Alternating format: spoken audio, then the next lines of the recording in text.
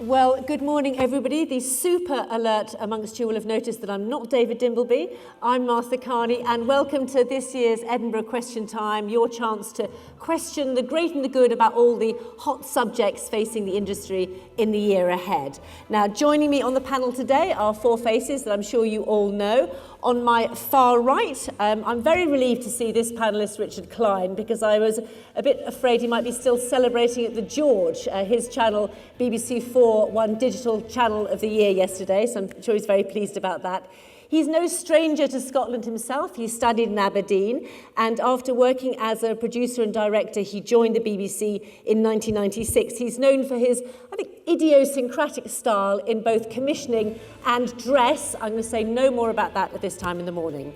To my left here also is Harriet Harman, Deputy Leader of the Labour Party and Shadow Culture Secretary.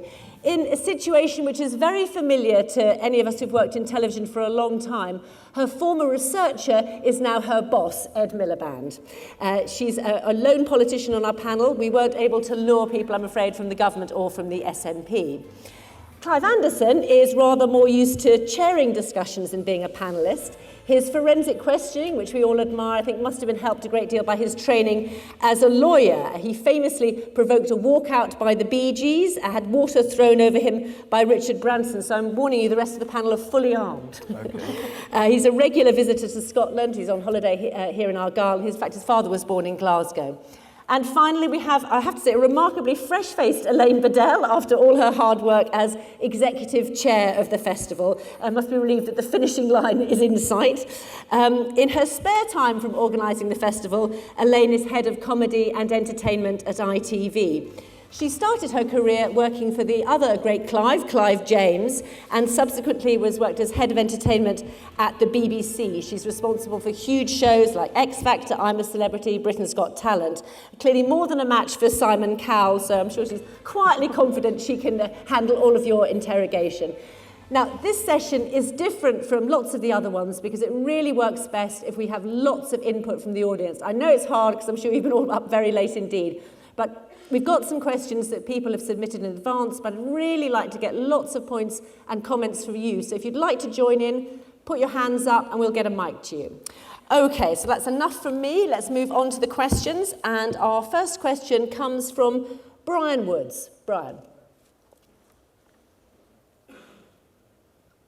To what extent do you feel that the Freud communications strategy to rehabilitate Brand Murdoch has been launched this weekend? Assuming that we agree with the premise behind the question, but Harriet Harman. Well, I was up there in the corner during the McTaggart lecture, and it was kind of a bit of a sort of exquisite torture for me that you wait 17 years for a woman to give the McTaggart lecture and it's a Murdoch. I think that it's a bit like waiting for a woman to be Prime Minister and finding it's Margaret Thatcher. But anyway, I think, dealing with the substance of what she said, I mean, of course, it was important for her to be saying profit should be the servant, not the master. But we didn't hear how she was going to make that actually happen. Of course, she was right to say there've got to be standards and values and to denounce the dysfunctionality in News International. But her way of making sure that that prevailed was to say you've got to have a mission statement and discuss it every day. And I just don't think that's good enough. And I think that her support for Mark Thompson and the BBC more generally was very welcome. But I think it's quite ironic here in Edinburgh that just as the Murdochs temporarily possibly put down the baton of their weapon against the BBC, Alex Salmond takes it up and offers to break it up. We may come on to that later. Okay. But I think it was an event, wasn't it? The lecture. It was an event, and if I, following on her personal training presentation, do like this during this question time, it's because I mean trust me. Okay. Oh, okay. Some of the tricks of the trade there. Elaine Bedell, do you think this rehabilitated the Murdoch brand? Well, I mean, it was the caring face of the Murdochs, wasn't it? I mean, look, from a festival perspective, it was a great McTaggart. It was topical, it was newsworthy, it got some headlines. It, I think, went down pretty well in the room. And, you know, she felt like the right booking for this year, absolutely, partly because of what's been going on with News International, but also, you know, she is a very prominent female executive in the industry, and I think the work that she's done with Shine, you have to pay tribute to. It is one of the biggest global indies now, and I think she is genuinely quite passionate about production and about British independent production, and I think that came across. I think she's I think her views about encouraging young talent are genuine and heartfelt. And I think it ranged quite widely and gave us all quite a lot to sort of discuss over the following days of the festival, which after all is what you want from the McTaggart. Clive Anderson. Yeah, well, sadly, my preparation for this didn't include actually hearing the speech, but I've read it. I think the Murdochs are a fascinating family. Rupert Murdoch, amongst other things, is always a great sort of attacker or a critic of the royal family, the hereditary principle, domination of privileged people. And the Murdoch family has turned into an exact copy or a reflection of that. And just as in the royal family, you have, at any given time, there's a popular member of the family and a bit of a rogue, one you love, one you hate. Well, the Murdochs have got that now. We've got, I don't know... No naked pictures as far as I'm aware. Well, I was going to say, I'm not imagining naked pictures of Elizabeth Murdoch. I think that would be a really unpleasant thing to start introducing to a discussion this time of the day. But if we characterise Rupert as possibly the Duke of Edinburgh of the family, a bit grumpy, maybe she's the Princess Anne, I don't know, or she'd hope to be the Kate, I suppose.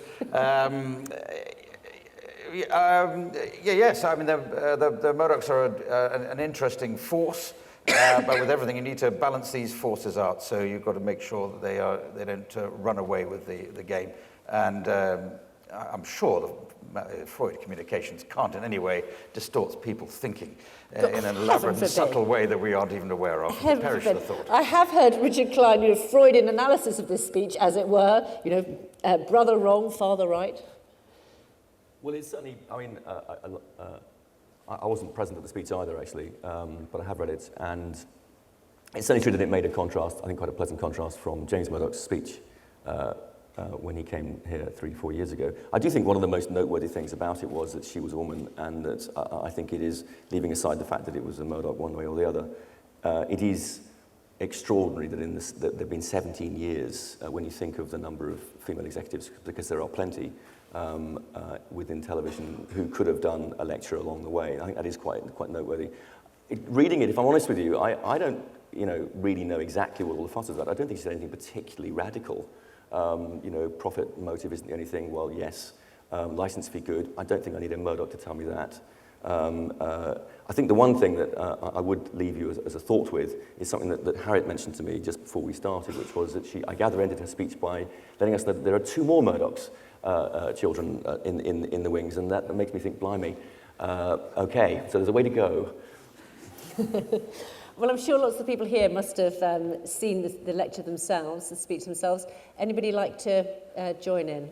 Always slightly grim, isn't it? Yes, thank you very much indeed. Brilliant. Be the first person. Look, I was just wondering why there was a standing ovation. I mean, is this really how you treat Murdochs in this country? Because there are Murdochs that might move here if you're not careful. Do I detect that you might be from the homeland of Rupert Murdoch? Well, certainly an Antipodean, yeah. But the real question is, I mean, is Shine now turning into a cult? Because was that Shine staff standing? What was that standing ovation about? Yeah, I think there was a standing ovation at the end. Elaine Bedell, Is that normal to have standing ovations for McTaggart? I think there have definitely been standing ovations before. I was actually, I didn't notice the standing ovation. I was back on stage. But look, I think the truth is she is quite popular in the industry, and I think there were quite a lot of Shine people in the audience, and I think she's quite a popular boss. But if deference to the Murdochs isn't just restrained to the Shine production, I mean, under the Labour government for many years, we saw a lot of court being paid to the Murdochs. Well, I think just what actually was quite interesting is that obviously it being a television audience and Elizabeth Murdoch and Shine having a particular place in that, But actually, there is a broader context of what the Murdochs mean for many people, which is a very bad thing indeed. Concentration of power, abuse of power, and that context was almost like non-existent in this room. But it's interesting you make those criticisms now in opposition. Did you ever say any of this publicly when you were in power, or even privately? Well, what actually happened was that Neil Kinnock said we need a proper press complaint system and we need to tackle too great a concentration of media ownership, specifically the Murdochs. And thereafter, because this was perceived by the Murdochs as a threat to their business interests, they determined that we should not be in government, and day in, day out, there was a bombardment across the board from the Murdoch press against Labour. And we took a decision that, having failed to get into government, and we were in opposition for 18 years, that actually confronting this empire was not enabling us to get into government, and we had to neutralise, appease, assuage, and that's what Tony Blair said in his Feral Beast speech. He referred back to that and said that was the conscious decision we took, and none of us relished that decision. I supported that decision. I mean, the last thing you want to do is to stop fighting someone who you think is unfairly poisoning the democratic debate against you. But actually, it was a pragmatic decision. Now, it is true, some people actually at the top of echelons of the Labour Party got caught up with the kind of the wealth and glamour of that kind of Murdoch circle. But behind that, which they shouldn't have done, behind that was a pragmatic decision. But the age of deference to the Murdochs after the Millie Dowler exposures is absolutely dead. Anyone else like to come in from the audience on the McTaggart lecture? Yes, at the back. Just as a point of information, because I was at the lecture, which obviously the panel weren't, the standing ovation came from the front 2 rows. That was all. Whether there was reserved seating, I'm not quite sure, but it was very specific, the group that was standing. It wasn't the rest of the room. Okay, thank you. They were the Rise and Shine group.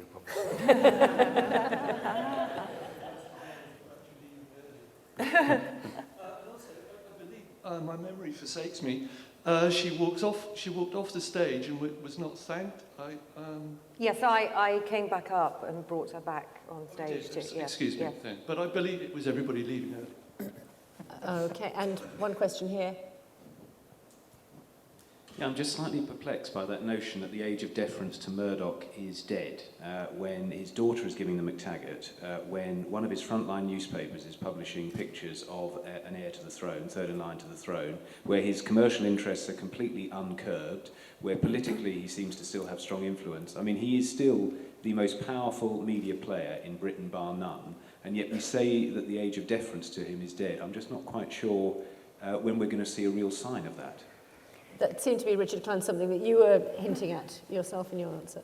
Well, yeah, I mean, I think it comes back to that central question that this is a major corporation with a lot of stakes, a lot of money in play, and it's clearly very important that, you know, post-Leveson and so forth, that what Murdoch is able to do in this country, as far as they're concerned, they're able to do. They're able to carry on, and I would imagine that part of that is being able to articulate some things to a public and to the press and so on, which seek to sort of placate some of the things you've just been saying, seek to sort of try and put those down. Does it just mean that nobody goes to his sleepover parties now? And, that's kind of what that means, isn't it? It's a slightly different way of looking at it. I think it was a Gordon Brown sleepover party, isn't it? But anyway, I think we could clearly talk about this for a long time. But I want to move on to our next questioner now, and that's Jim Gray. Thank you. We're just a few weeks away from Lord Justice Leveson coming up with his proposals that could fundamentally shift the landscape for Britain's media scene. What do the panel think are the lessons of the Leveson inquiry for television? So, Clive, I guess in an earlier incarnation you were like the Robert J of your generation. What do you make of the Leveson inquiry? Well, I wouldn't put me up in the same category as Robert J. I think, well, first of all, I think there's a good case for televising court proceedings. These inquiries have been quite fascinating to look at. I know that's not what you probably were thinking about, but I'm not sure there are so many lessons from television to derive from the Leveson inquiry, because I don't think television and radio has really been involved in the sort of things that Leveson's been concerned with. Has been about the printed media and, of course, as it relates to the internet and things like that. I hope that, although I've been interested to hear everyone's complaints about how they've been treated, but I hope we don't end up with a recommendation that shackles the media in some strong way. That means, I think in a way it's better if we have newspapers who are a bit naughty, and we can tut over them and then try and rein them in, rather than having a regime that says before any story is published, you've got to go to a judge, or you've got to agonize over it too much. I may be swimming against the tide on this, but who knows what Leveson's going to suggest, but he does seem to have been shocked by an awful lot that was said to him. Oh, no, do you really rummage through rubbish bins? Do you really sort of try and get a story when people say, no, it's not true? I think that's what the press are supposed to do. They're supposed to be on the edge of things and be a bit grubby. And we're allowed to criticize them and say when they've gone too far, but I hope we don't have a rigid control that stops having interesting stuff. But I'd have to defer to other people as how it's going to affect television. Elaine Bedell, do you have any concerns about what the recommendations of Leveson might be?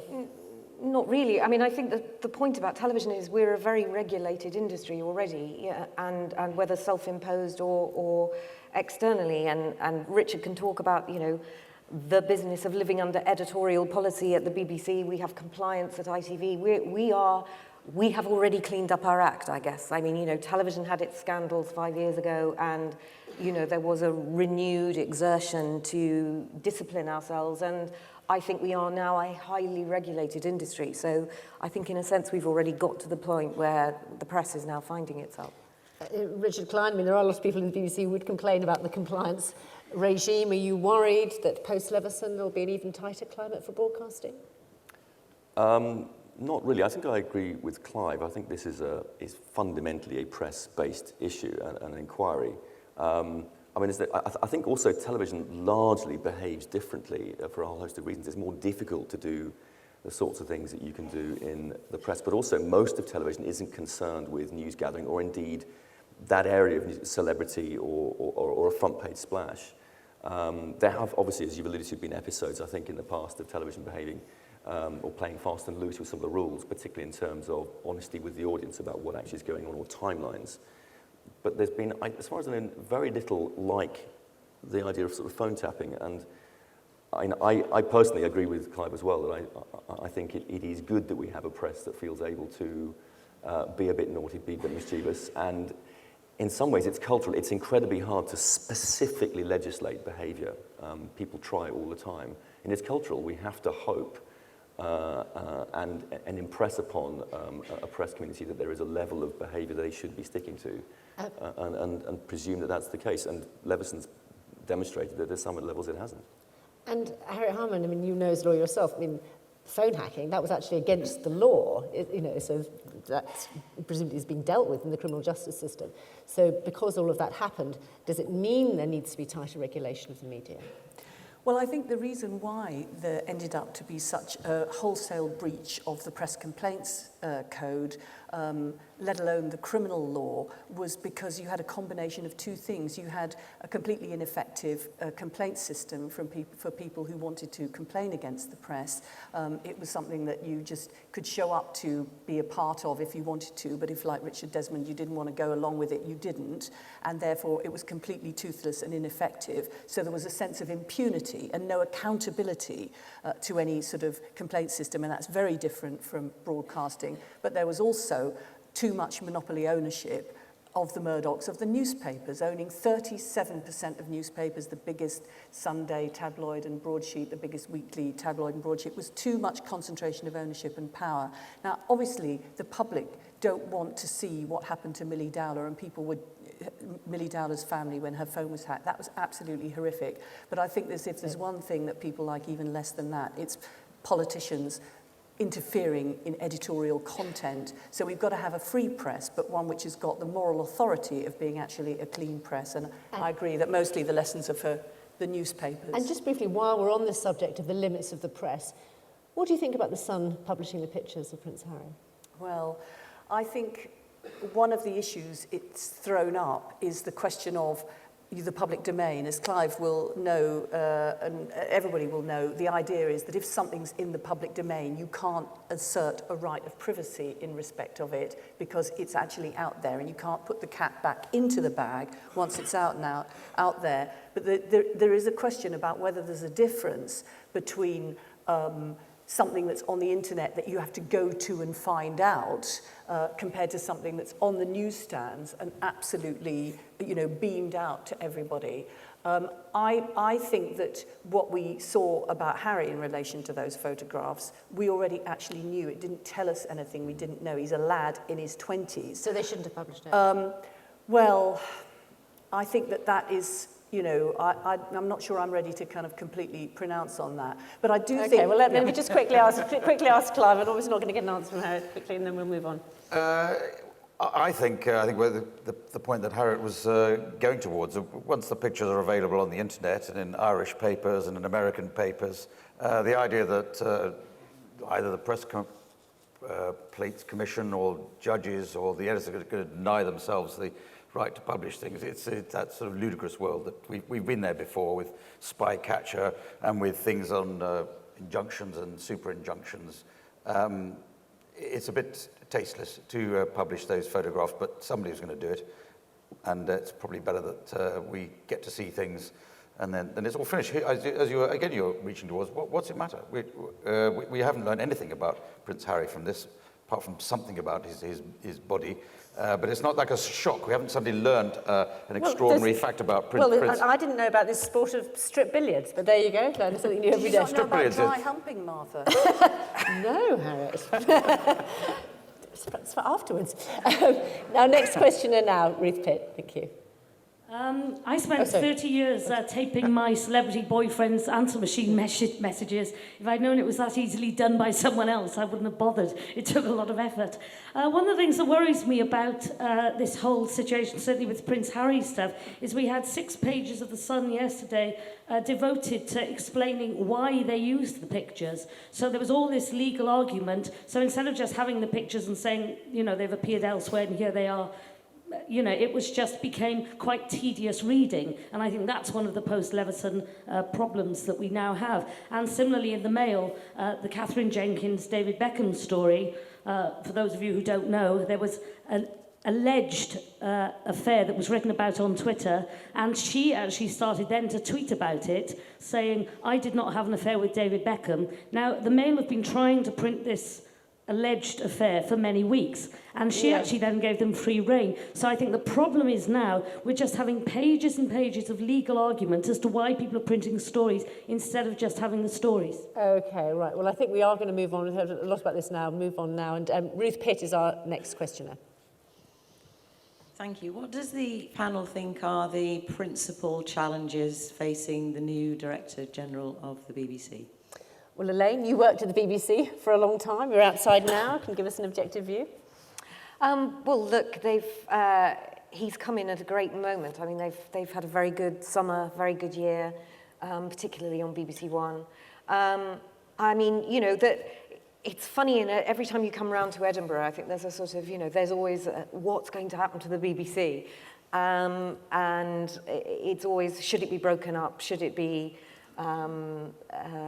what's the purpose of in-house production? I mean, I think probably, and I think George might have already publicly said this, in-house production is the thing that he is committed to looking at. And this is the percentage of the BBC output that has to be produced in-house. With a view to sort of bolster in-house production. How can they get, how can they be super efficient? How can they produce more intellectual property that has value for them? I suspect that involves a tie-in with Worldwide, because on the occasions where they've done that, that's been very profitable for them. So I suspect those are the things he might turn to in his first term. Richard Klein.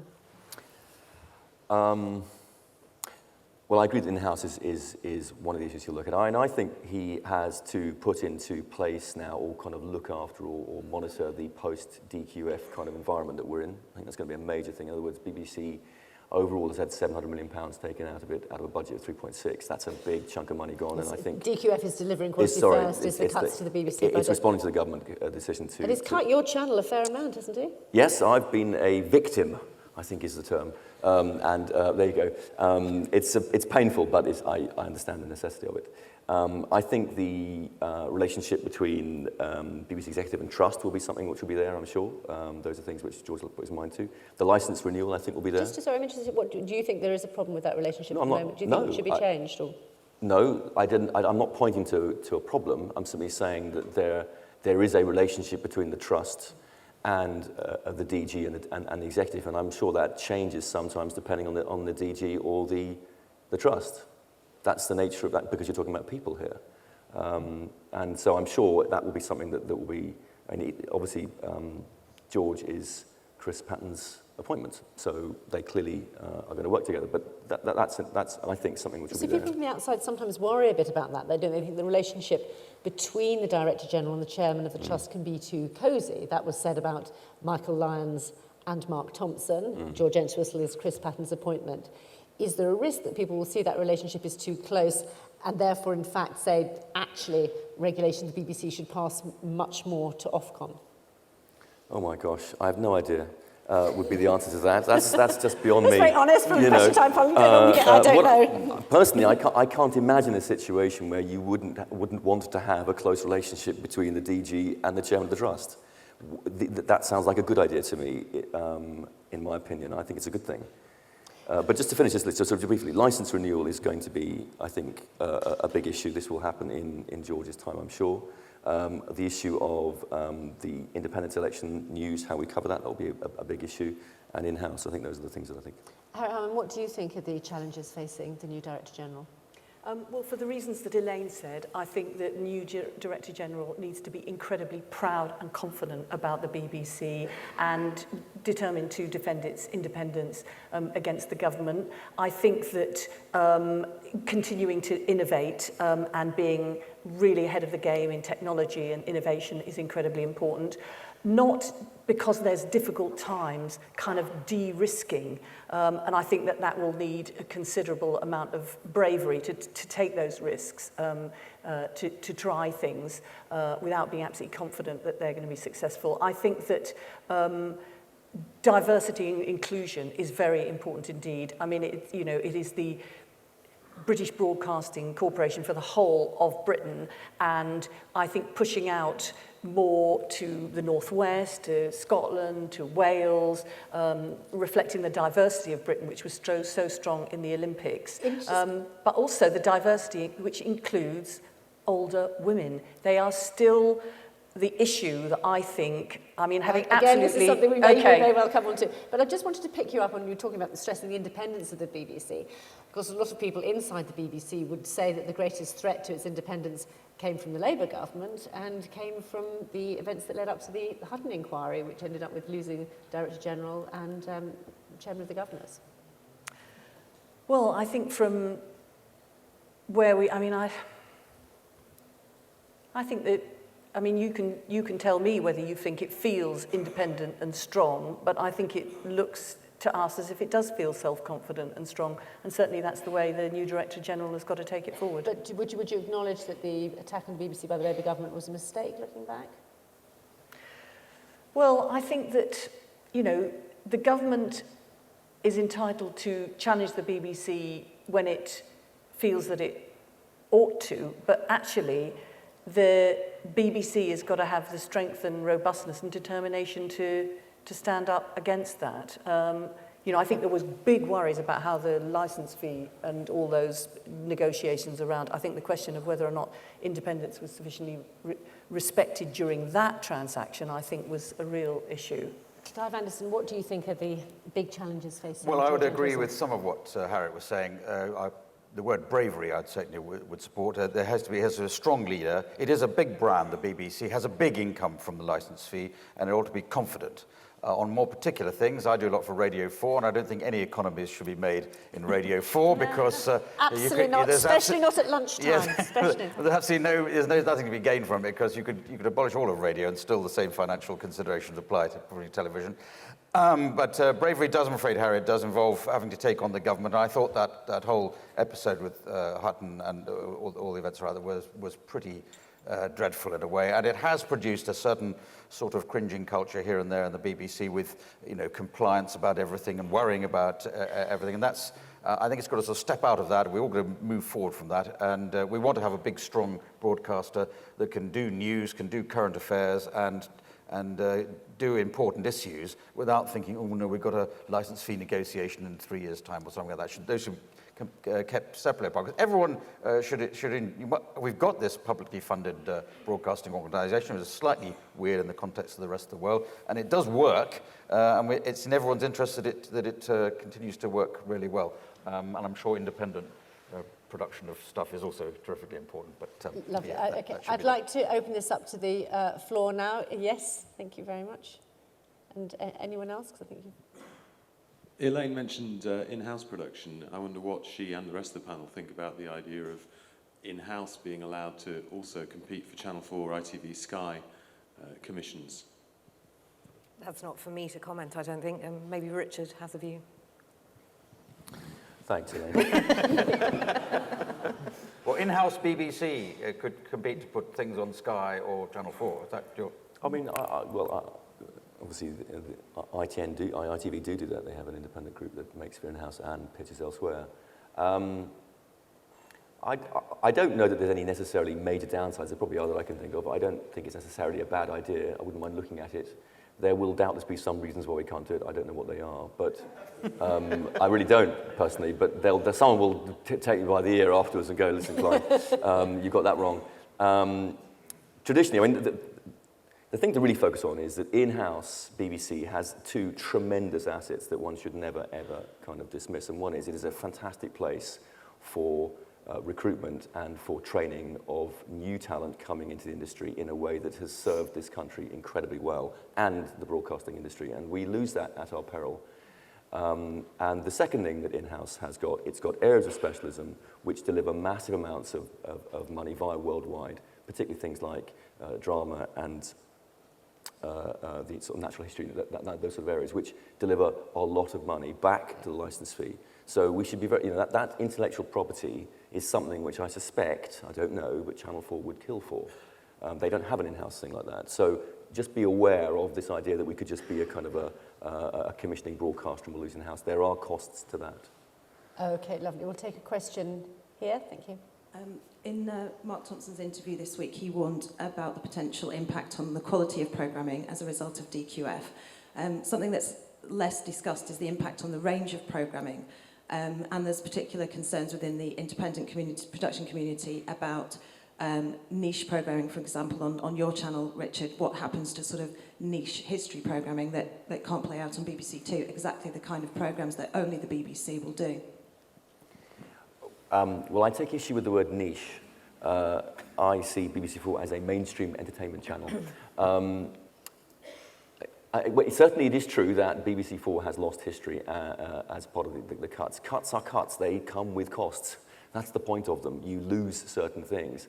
At the same time, there has been I think it's 10 million, could be 5 million, I forget the detail, input in extra money towards history for BBC 2 to try and cover some of those losses. One of the reasons why the changes made at BBC 4, which are a matter of discussion, you can like them or not, are to make the two channels a bit more distinctive, to kind of really focus on music, culture and arts on BBC 4 and really focus on a broader kind of mainstream specialist factual on BBC 2. Won't you miss some of the programmes that you have been able to? Yes. Yeah, of course. I mean, of course I'll miss them. I regret the changes to some extent.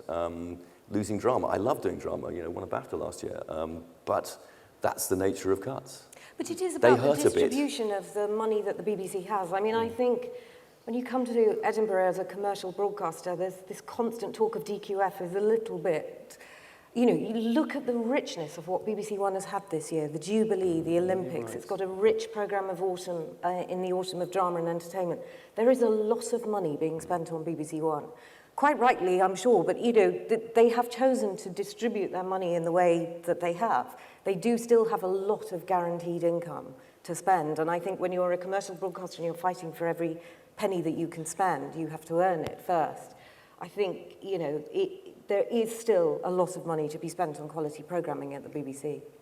Let's bring in Kenton Allen. Just going back to the question of in-house production, Greg Dyke suggested, and he's somebody who knows quite a lot about in-house production, that one way to look at it and to motivate those people who are in-house was to get rid of commissioning editors for in-house producers, as there is a guarantee and there are channel controllers. I wonder what Richard and Elaine thought about that move. I sort of moved back to how it used to operate before the resurgence of independent production, but the notion of no commissioning editors for in-house producers.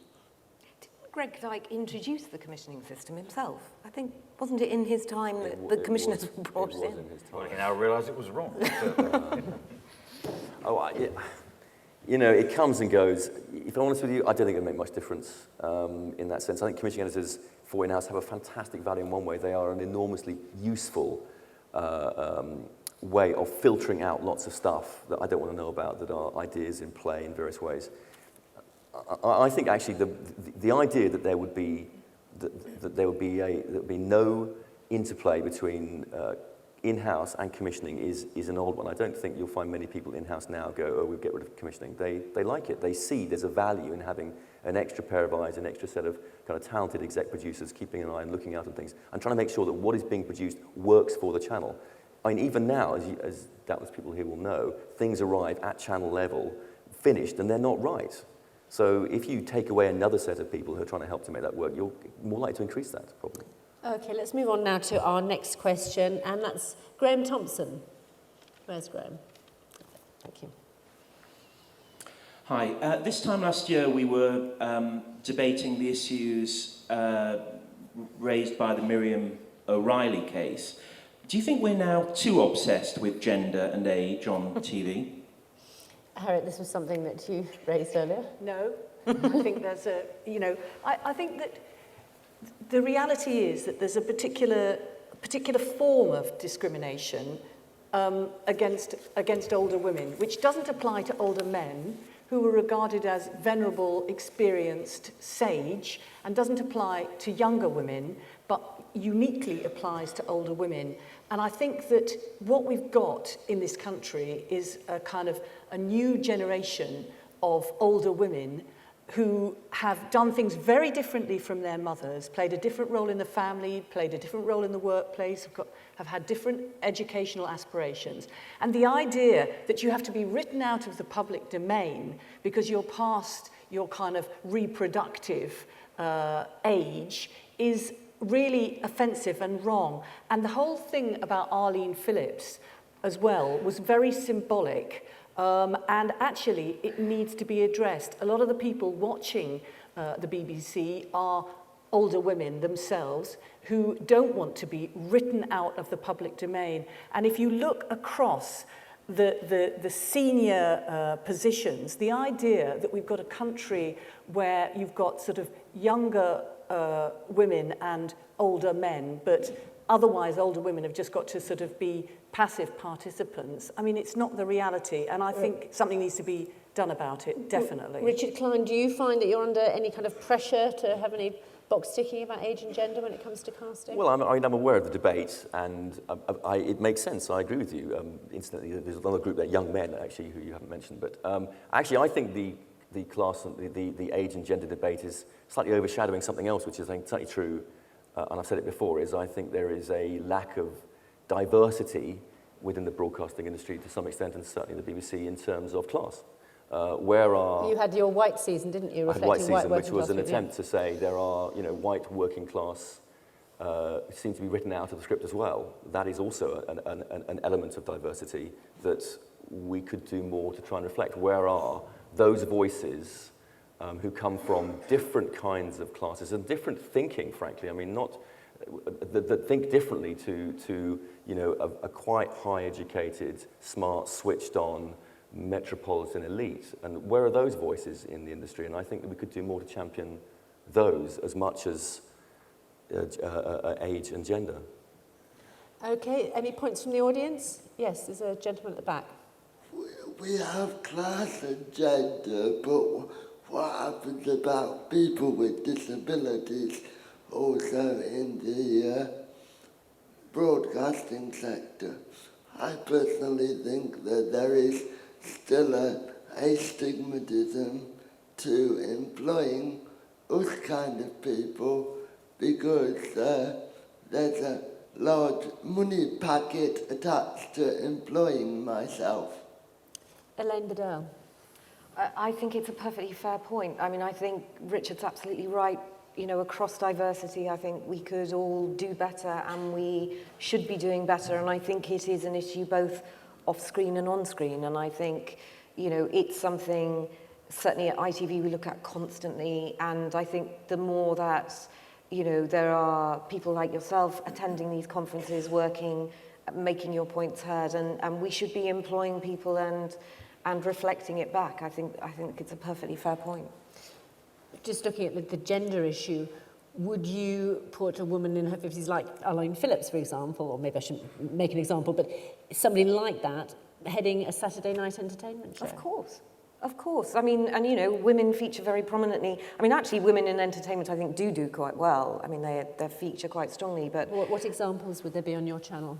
Of women? Of older women in mainstream entertainment programmes. Well, there aren't many older women, but I was making the point that women are very well represented in entertainment. And I think, you know, I think what comes with age is kind of experience and wisdom, and you know, that is what you want, particularly when you're talking about you know, expertise in areas. So you know, I think it is a real shame that Len Goodman was retained, who clearly had that expertise, but Arlene wasn't. Who, you know, it did look a bit like the woman had gone and not the older man. But I think, you know, there's no question across all broadcasters we could all do better. Clive? Yeah, the one to watch is Sky Sports, which is often presented by two people, a man who can be of any age or type, and another expert on football, who they are expert on football, but they're young and fantastically beautiful and female. And as that channel develops, maybe some of those women will be retained right the way through to their old age. Yeah. No, I can only, from a personal perspective, I think I've reached the age when I am very much in favour of the older person, generally, being allowed to be on television. It's a very difficult thing, because I think everyone at a conference can sign up to saying, yes, we want diversity. Look at this panel here. We've ended up with there's a wide range of diverse range of people of ages and types around the country.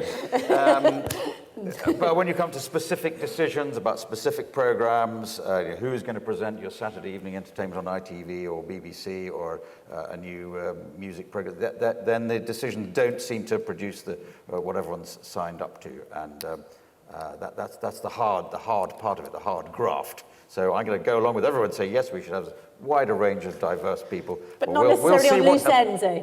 Well, we have a wide range of people on loose ends, because on the radio, we're all the same age, aren't we? Yes, and we're all the same colour, we're not always exactly the same sex, but nobody knows. And thank God for that. Okay, there we go. One last point on this. Okay, I just wanted to make the point Richard was saying about, you know, the working class white male being left out. I have worked in TV for nearly 15 years, and having been a public school boy, I think you just get discriminated a little bit against for being public school and white and middle upper class in a way that actually forces a lot of people to dumb down. I know when the BBC had this big thing about regional accents, and there have been certain times when I've actually tried to change the way I sound in order not to sound like a toff. And I know it's all okay if you're, you know, in the Tory party at the moment. It seems to be an advantage. But would you say that in television it still is a disadvantage to be, I don't know, an ex-public school, ex-university student like myself? I'm not sure trying to talk like Malcolm Rifkin is what you're really aiming at there. Harriet, just briefly, because I want to move on, yeah. I think that, as Richard said, and was said there by the member of the audience, what we want is a meritocracy. And that means that you got to look more and have, less homogeneity of white men of all ages. It is a class issue, it's a gender issue, it's a disabilities issue, it's an ethnicity issue. And we shouldn't have a hierarchy of inequality where we set one against the other. We need to make, as Elaine said, across the field, more diversification. But one of the things that I have always encountered arguing for positive action, and obviously mostly I've done that in the political field, is that immediately the men make themselves the victims. Okay, so suddenly you've got to be a woman to get in the cabinet, and we're the victims. And actually, please, we are a very long way off before we can start seeing white men from public school as the victims of inequality. Okay, we're going to move on to our next question now, Kenton Allen. Morning. Is Saturday night television fundamentally letting its viewers down? Well, Elaine, you're commissioned Saturday night television. To kick off on this one. Look, I think this year in particular, we've seen the absolute power of Saturday night television. I mean, the much talked about battle between BBC One and ITV1 on Saturday nights is actually a fantastic thing for viewers. The truth is, when we're both slugging it out, as we have been for quite a few years now with Strictly, X Factor, BGT, The Voice, all those shows doing an average of 9-10 million, that is an extraordinary gift for the viewers. They, staying in on a Saturday night has become the new going out. You can have a real richness of entertainment experience on both channels, and the quality of these programs, the production values, the music, the lighting, the sound, it's the wit, the entertainment. They're not all successful, though, are they? If you look at Red or Black, and The Voice lost a lot of viewers. Well, Red or Black, we relaunched last Saturday and is on for the next sort of 8 weeks, so we'll see how that does. The Voice obviously fell off hugely, as it has done globally after the auditions, but it was still doing pretty good numbers. And I think, of course you have hits and misses. That is the very nature of television. It's certainly the nature of these kinds of entertainment shows. You launch them into the kind of very exposed space of BBC One and ITV1 in the heat of peak time. Some work, some don't. That is the nature of it. It has always been thus. But would it be fair to say that the newer shows haven't worked as well as those big hits of the past? Sorry, which? Well, I'm just thinking, if you look at how well Strictly and The X Factor and Britain's Got Talent, how well they've done, but the newer shows that have been introduced haven't hit those kind of peaks, have they? Well, since I've been at ITV, we've introduced Take Me Out and The Cube as two new, which have now become long-running sort of parts of the furniture and very well-established entertainment shows on, and both in their own ways are obvious hits for us.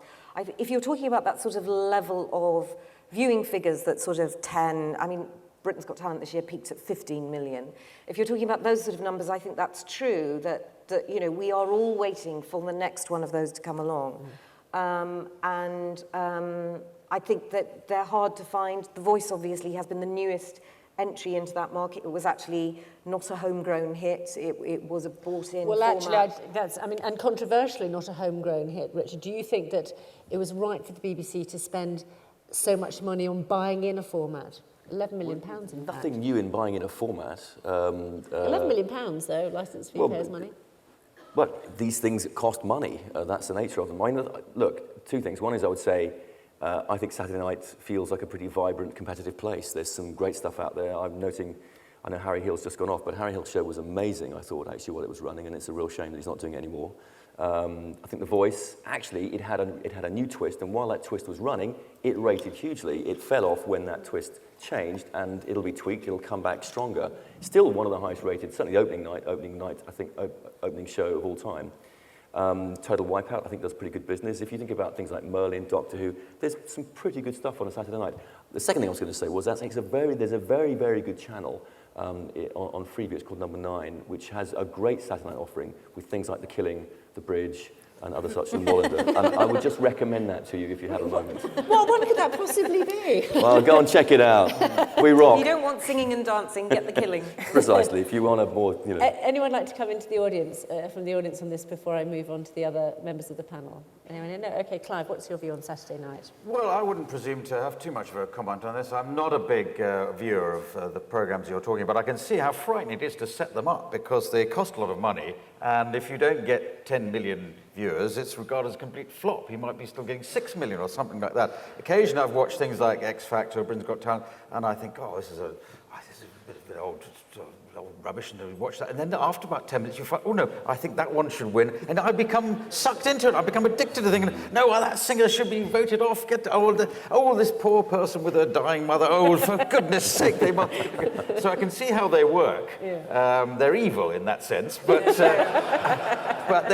a frightening world. And I think it's a rather cruel question, Kenton, to suggest, as you did in your question, in some way that it was a disaster in the making. Elaine has obviously had a bad summer waiting for the Olympics to finish to get the viewers back. There's some good programmes in there. Just I'm not sitting in most Saturday evenings watching them. Harriet.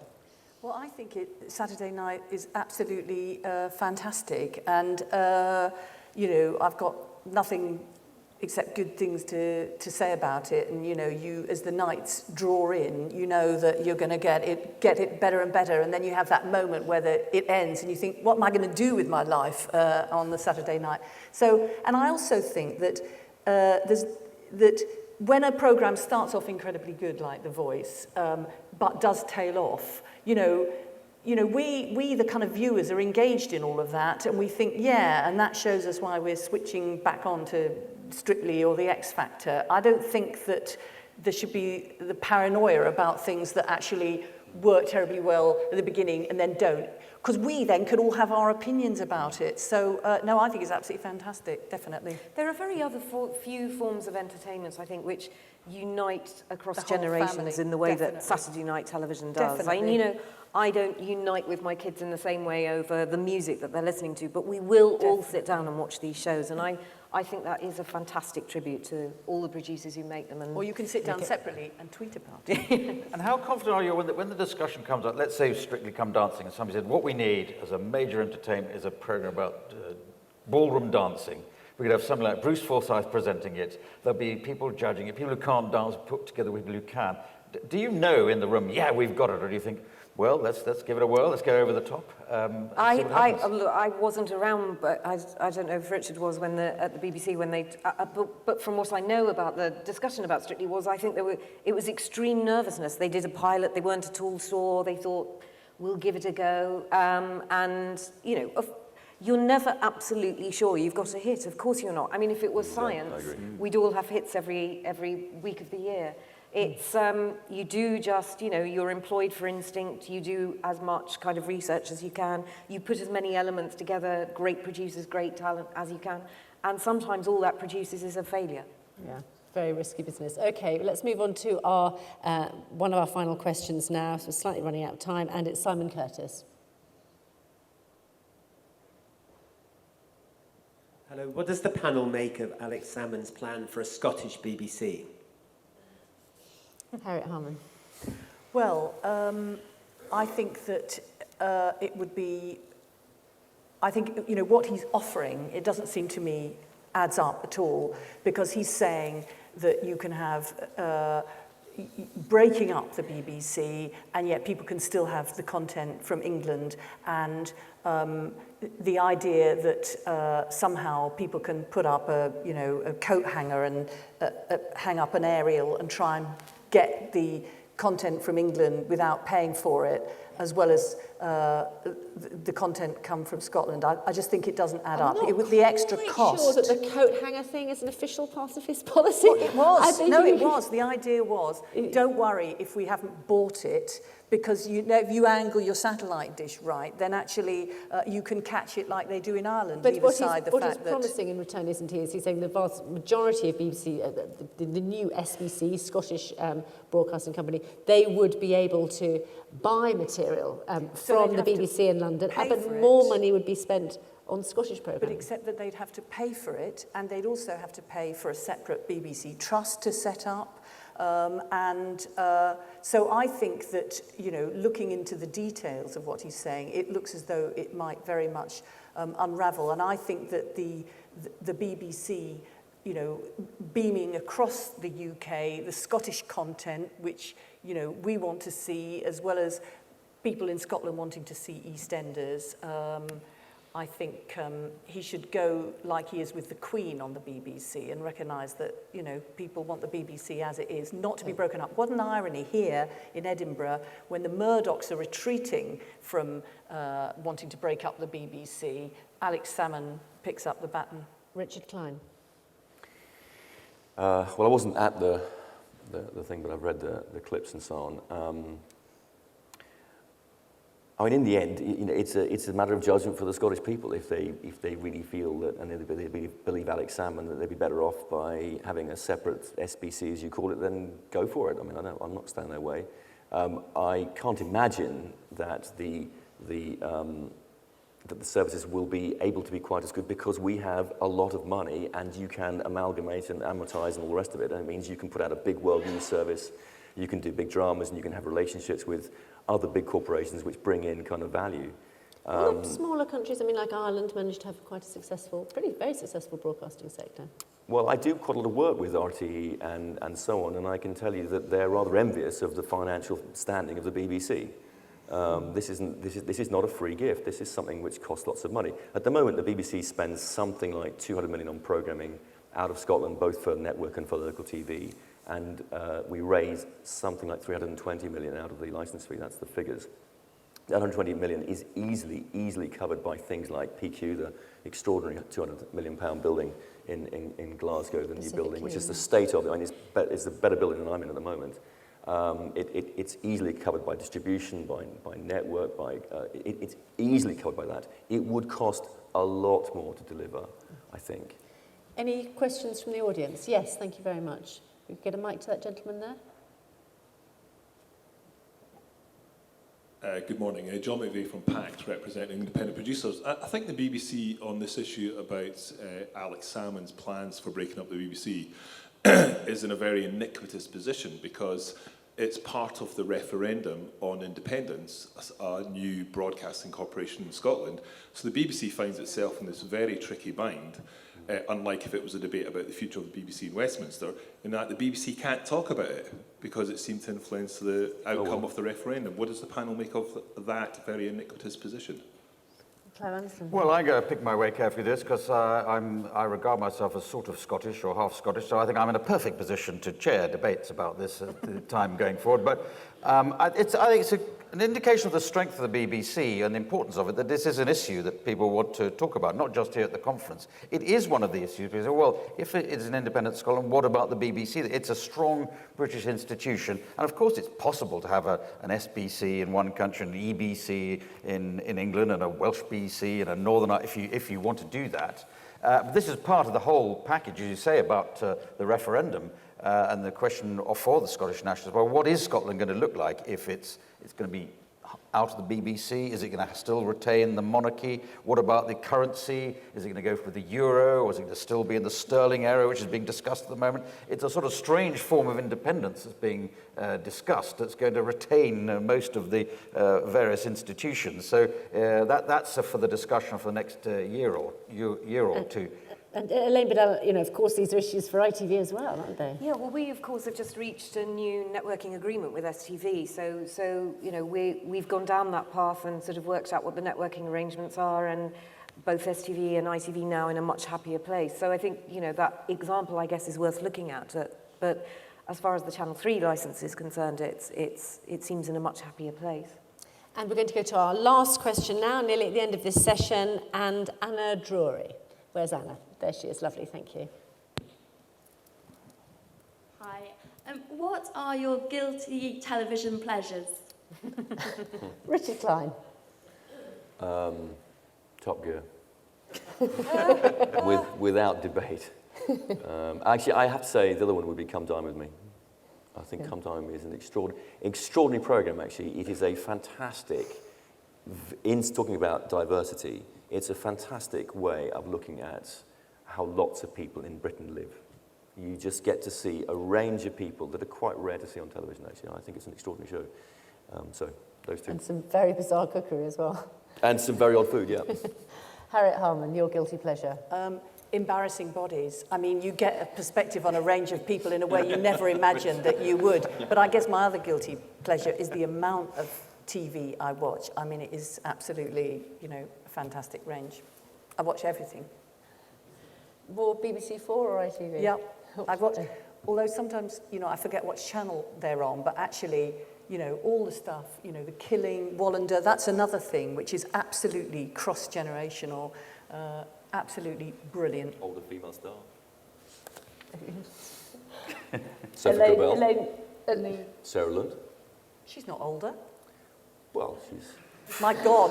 In TV terms, she is. In TV terms, well, she's 45, 50, God. that's an old... Is that not... Doesn't that count? Well, sorry, is there a... Sorry, have I missed the point? Is there a sort of an age thing that I've missed? 28. Over a 28 is an older woman. Well, that might be your personal preference, It's amazing Clive. that she's still in the game at 40. It's just observation of who gets on. Elaine Liddell, what's your guilty pleasure? My guilty pleasure is a show that's on Sky called Smash, which is a very schmucky musical, a series about a musical, putting on the musical of Marilyn Monroe, which my daughter and I are completely hooked on. It's a sort of real snuggle under the duvet and just have a very schmucky hour-long indulgence. Yeah, I really enjoy that myself. And Clive? Yeah, I enjoyed that. Well, I was going to, mine are not as guilty as all that, but I always used to say Family Guy was my guilty pleasure when it wasn't as well known as it is, and I'm disappointed I missed out on interviewing Seth MacFarlane, who's in the country at the moment. He was on Loose Ends today, or what day we're on? Yeah, today, but I'm not doing it. So, but as an alternative, and it's a cancelled show, unfortunately, because I like horrible comedies, and there was a great puppet show called Mongrels. And I liked it so much that I even appeared on it. And when you do these cameos, you don't know if you're being there to make people laugh or to be laughed at. And I think I was being laughed at. But it was it's a fantastic program with puppet animals, and to retain that thing about sitcoms, you can always return to where you want to be and they just eat each other or kill each other. And it's been cancelled. It wasn't BBC 4, it was BBC 3, wasn't it? Yeah. It was a fantastic program, very unpleasant. Nasty. Every other word, one character's every other word was bleeped out. Yes. I didn't have to interact with him when my appearance, but it's gone. So I bring back Mongrels, I say. Okay, well, I'm going to keep an eye out for that one. Mine's Gossip Girl, I'm ashamed to say. Anyway, thank you very much indeed for a really eclectic discussion, moving from media regulation to dry humping. Extraordinary morning. I'd like to thank my guests very much indeed, Elaine Liddell, Clive Anderson, Richard Klein and Harriet Harman. And thank you for all your points. Thank you very much.